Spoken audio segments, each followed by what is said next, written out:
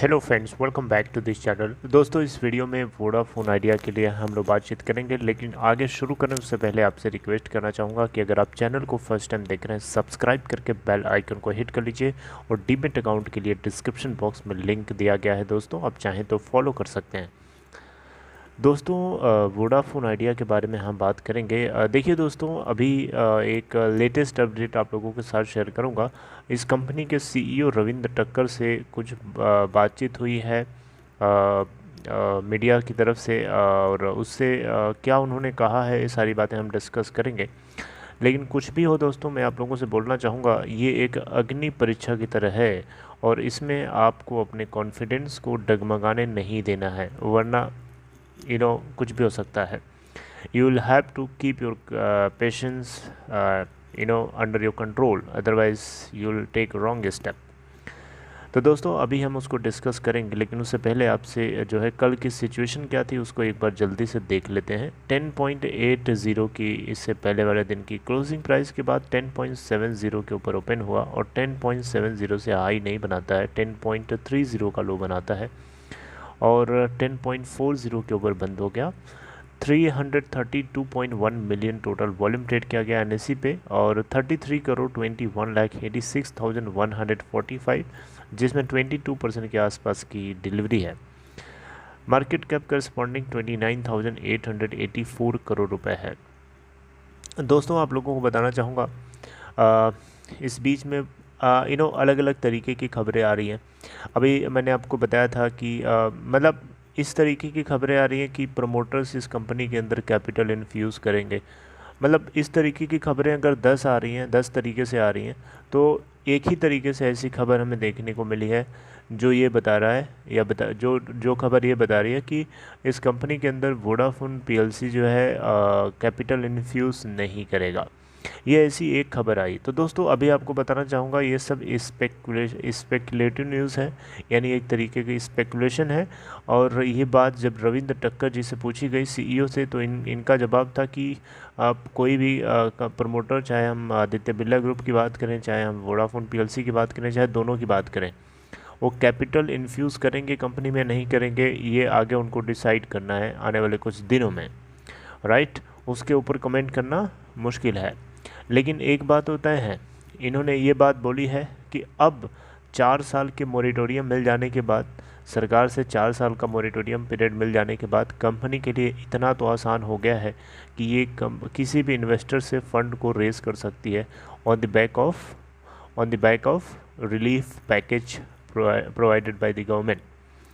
यानी सरकार का इंटेंशन इस बात अब ये साफ हो चुका है कि देश के अंदर वो 3 टेलीकॉम प्लेयर्स को रखना चाहते हैं, कंपटीशन बना रहे, मोनोपोली एंड डुओपोली नहीं होनी चाहिए। इस बात को सरकार ने श्योर किया है, जो कि इन्वेस्टर्स की डिमांड थी। इन्वेस्टर्स इस बात को टटोलना चाहते थे कि क्या सरकार वाकई में चाहती है 3 प्लेयर्स या फिर 2 प्लेयर्स चाहती है। तो इनका ये बोलना है कि अब इन्वेस्टमेंट आ सकता है आसानी से, किसी भी एक्सटर्नल इन्वेस्टर्स हो सकते हैं, या फिर हो सकता है एग्जिस्टिंग इन्वेस्टर्स से, या फिर जो प्रमोटर्स हैं, इन सभी से मिक्स भी बता रहे हैं कि मिक्स से हो सकता है, यानी सभी से हो सकता है। तो ये इन्वेस्टमेंट के लिए काफ़ी ज़्यादा एक्साइटेड हैं और इनको लगता है कि इन्वेस्टमेंट अब बहुत जल्दी ही आ सकता है। तो दोस्तों, इसको लेकर के एनुअल जनरल मीटिंग में आगे कुछ न कुछ चीज़ें हम लोगों को डिस्क्लोज़ होती हुई दिखाई दी, और बहुत ज़्यादा दूर नहीं है। आई थिंक 29 सितंबर को इनकी एजीएम है वोडाफोन आइडिया की, और हमें एजीएम के ज़रिए बहुत सारी चीज़ें जो हैं पता चल जाएंगी। बहुत सारे इवेंट्स होने हैं आगे चल कर के दोस्तों। एक तो टैरिफ हाइक का भी है, आपको पता है tariff hike is very very important for telecom sector to be financially healthy. Voda Idea का 107 के आसपास का ARPU निकल के आया था करंट लास्ट क्वार्टर के अंदर, और इससे पहले मार्च क्वार्टर में 119 था। जबकि इनका ये बोलना है कि शुरुआती तौर पे अगर हम देखें तो एवरेज रेवेन्यू पर यूज़र जो है टेलीकॉम सेक्टर के अंदर किसी भी ऑपरेटर के लिए कम से कम 200 तो होना ही चाहिए, 200 से 300 की तरफ हेड करना चाहिए, जो कि 5 साल पहले था। ऐसा इनकी तरफ से, CEO की तरफ से बताया गया, रविंद्र टक्कर की तरफ से बताया गया। तो आरपू को बढ़ाने के लिए टैरिफ हाइक इज़ मस्ट है, टैरिफ हाइक ज़रूरी है, और इसके लिए वोडाफोन जो है शुरुआत भी कर सकता है आगे चल के। अभी ये सब आपस में बात करेंगे तीनों ऑपरेटर्स, उसके बाद आगे शुरुआत भी हो सकती है, राइट। तो यहाँ पे हम यही कहेंगे कि आप लोग जो है इस अप्स एंड डाउन से या स्पेकुलेटिव न्यूज़ से जो है परेशान होने की ज़रूरत नहीं है।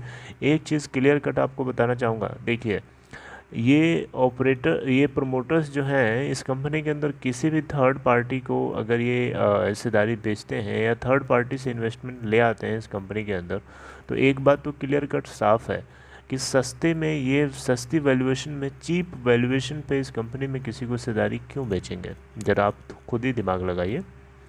कोई भी पर्सन थर्ड इन्वेस्टर आ रहा है इसके अंदर तो वो तो चाहेगा ना सस्ते में लूटना, और ये क्यों चाहेंगे कि सस्ते में आए कोई?